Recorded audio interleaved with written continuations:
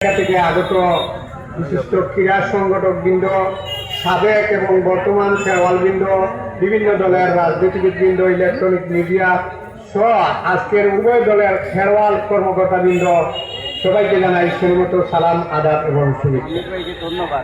আজকে এখানে এসে অত্যন্ত আনন্দিত হয়েছি, খুশি হয়েছি যে বড়লেখা উপজেলার যে এরকম একটি ইনডোর স্টেডিয়াম হবে, এটা কখনো ভাবিনি যে কাগজতলিতে হবে বা বড়লেখা উপজেলায় হবে।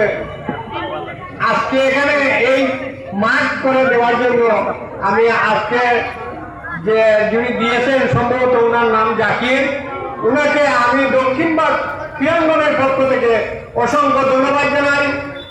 উনার যে সাহস, যে আত্মা, অনেকের টাকা আছে, কোটি কোটি টাকা আছে, আপনারা দেখবেন ফকিরের 10টা টাকা দেন না, কিন্তু এরকম আমার মনে হয় এখানে প্রায় 2 কোটি টাকা মাঠ বানানোর জায়গায় হবে।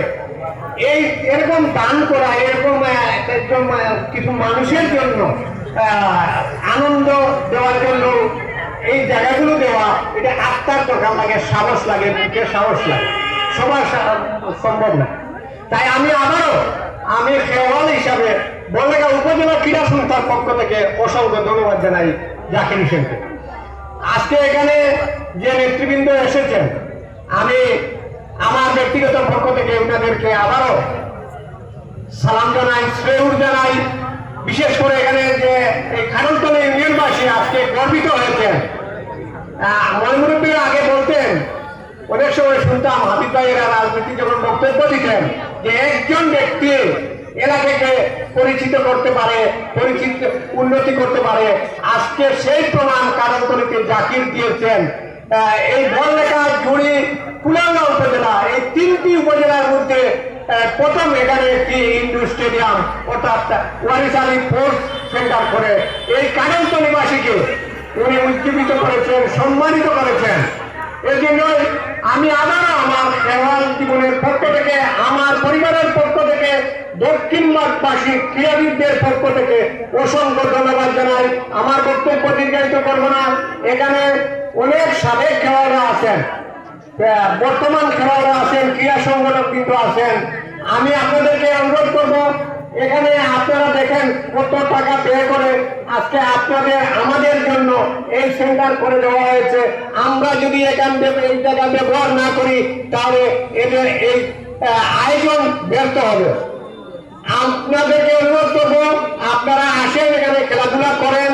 আমরাও মাঝে মধ্যে চেষ্টা করব, আমরা যারা বয়স হয়ে গেছে আমরাও চাইলে এখানে খেলতে পারবো। কারণ খেলার জন্য নয়, এখন প্রায় মানুষের 80% মানুষ ডায়াবেটিস রোগী। এখানে এসে যদি আমরা একটু দৌড়াদৌড়ি করি, ঘন্টা দেড়েক, তাহলে আমাদের অনেক লাভ হবে। এর জন্য বয়স্করাও এসে এখানে পারবেন আপনারা একটু সময় দৌড়াদৌড়ি করতে, খেলাধুলা করতে, মানুষের মন জয় করতে। বিশেষ করে রানিং খেলোয়াড় যারা আছেন, আপনারা এখানে আসবেন, খেলাধুলা করবেন। এই মাঠ, এটা আমার কাছে একটা আশ্চর্য মনে হচ্ছে যে কাগজতলির মতো এত ছোট একটি জায়গায় এত সাহস করে, এত টাকা ব্যয় করে একটি মাঠ করে দেওয়ার জন্য আমি নিজেকে এখনো আসলে আমার মনে হচ্ছে এটা কল্পনা। যাই হোক, এখানে যখন বাস্তব দেখেছি, বাস্তব এখানে এসে বক্তব্য দিতে পেরেছি, তাহলে তো এখানে আরো কিছু হবে।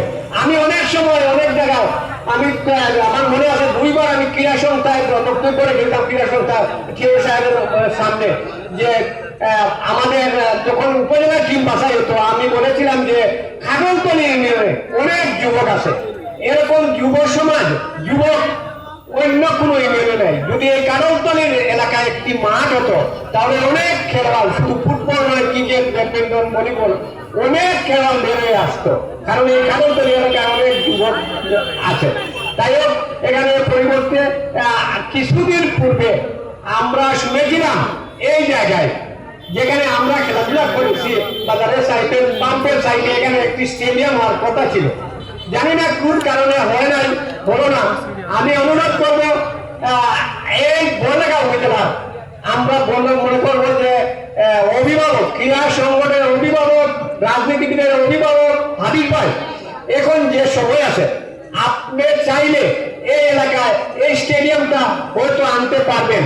এই স্টেডিয়াম যদি এলাকার হয় তাহলে অনেক খেলোয়াড় হবে, পাশাপাশি এখানে অনেক উন্নত হবে, কারণ অনেক ব্যবসা বাণিজ্য হবে, বিভিন্ন জায়গা থেকে দর্শক আসবে, এই বাজারে অনেক ইনকাম হবে বিভিন্নভাবে। বা স্টেডিয়াম মানে অনেক মানুষ এই স্টেডিয়ামে কর্মরত থাকতে পারেন, তার জীবিকা রক্ষা করতে পারবে। আমি অনুরোধ করবো হাবিব ভাই সহ নসিব আলী ভাই, এখানে মইনুল ভাই আছেন, রাজনীতিবিদরা, আপনারা দেখেন এই জায়গা কিন্তু আর বড় জায়গা হয়ে যায় কোনো আর এরকম সেন্টার নেই। আপনারা এই স্টেডিয়ামটা দেখে আনতে পারেননি, পারলে সবার লাভ হবে। এই আমার বক্তব্য দীর্ঘায়িত রাখলে আবারও হাদলতলী ইউনিয়নবাসীকে দক্ষিণবঙ্গ খেলোয়াড় কল্যাণ সমিতির পক্ষ থেকে, আমার ব্যক্তিগত পক্ষ থেকে অসংখ্য ধন্যবাদ জানিয়ে আমার বক্তব্য শেষ করছি। ধন্যবাদ সবাইকে।